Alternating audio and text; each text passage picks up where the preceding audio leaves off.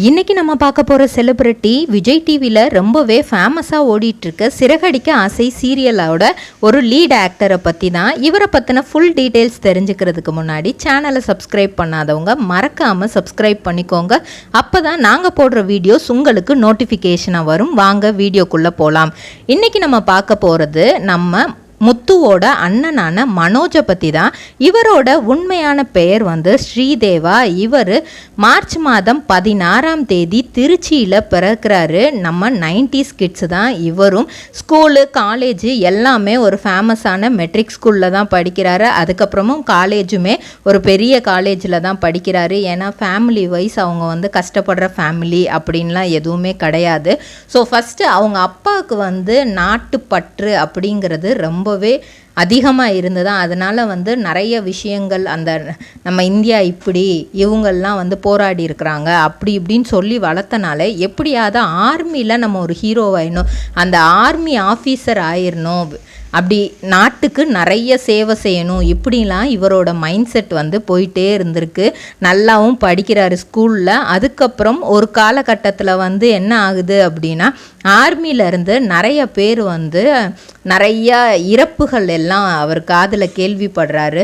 அதுக்கப்புறம் ஒரு மனசுக்குள்ளே ஏதோ சின்ன பையன் தானே, என்ன தான் ஆர்மி ஆஃபீஸர் ஆகணுன்னாலும் அந்த டைமில் அவருக்கு ஒரு விதமான பயம் ஏற்பட்டுருது.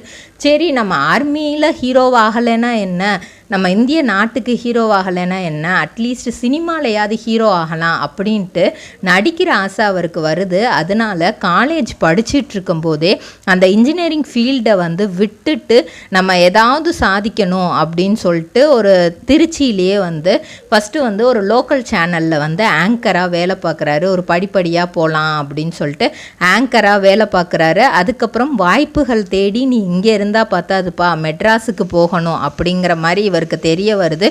ஸோ மெட்ராஸுக்கு வராரு. மெட்ராஸுக்கு ஒரு short film mister common man அப்படின்னு ஒன்று நடிக்கிறாரு.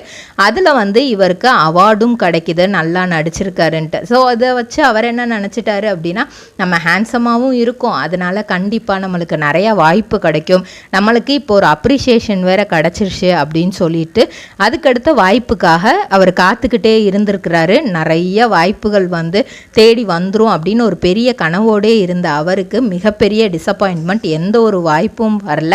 அதில் அவார்ட் வாங்கினதோட சரி இதுக்கு மேலே இங்கே இருந்தால் நம்ம பொழப்ப ஓட்ட முடியாது அப்படின்ட்டு திரும்ப சொந்த ஊரான திருச்சிக்கே வராரு. அவங்க அப்பா சொந்தமாக டிரைவிங் ஸ்கூல் வச்சுருந்தனால இவரும் அந்த டிரைவிங் ஸ்கூல்லே சேர்ந்து அந்த பிஸ்னஸ், ஃபேமிலி பிஸ்னஸ்க்கு நம்ம ஹெல்ப் பண்ணுவோம், ஏன்னா நம்மளுக்கு இதில் இனி வாய்ப்பு கிடைக்காது அப்படின்னு சொல்லிட்டு சைட் பை சைடு காலேஜையும் முடிச்சுக்கிட்டு அந்த டிரைவிங் ஸ்கூலையும் ரன் பண்ணிகிட்ருக்காரு அவங்க அப்பாவோட சேர்ந்து.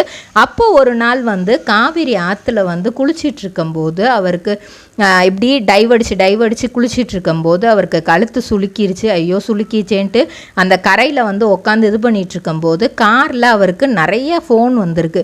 என்ன ஃபோன், இது யாராக இருக்கும் அப்படின்னு பார்த்தா கார்த்திக் பாலாஜி அப்படிங்கிறவர் அம்மன் சீரியலில் நடிக்க ஒரு வாய்ப்பு இருக்குப்பா, சான்ஸ் தேடினா மட்டும் பத்தாது, நீங்கள் அதுக்காக முயற்சி, நாங்கள் ஃபோன் பண்ணால் நீங்கள் அதை எடுக்கணும், அதுதான் ஃபுல் டெடிகேஷன் அப்படிங்கிற மாதிரிலாம் திட்டியிருக்காரு. இவரும் சார் நான் வீட்டில் போயிட்டு நான் உங்களுக்கு வீடியோ கால் பண்ணுறேன் அப்படிங்கிற மாதிரி சொல்லி அதே மாதிரி வீடியோ கால் பண்ணி அந்த அம்மன் சீரியலில் டியூவல் ரோல் நடிக்கிறதுக்கு இவர் வாய்ப்பு கிடைக்கிது. அதுக்கப்புறம் நிறைய துணிக்கடை, ஜவுளி கடை, இந்த மாதிரி ஆடெல்லாம் நடிக்கிறாரு, மால் ஆட்லாம் நடிக்கிறாரு. அதுக்கப்புறம் இவர் படம் அப்படின்னு பார்த்தா நம்ம தலை அஜித்குமாரோட சேர்ந்து துணிவு படத்தில் 2 சீன் அவர் நடிச்சு கொடுத்துருக்கிறாரு. ஆனால் திரைக்கு வரும்போது ஒரே ஒரு சீன் தான் வந்திருக்கு.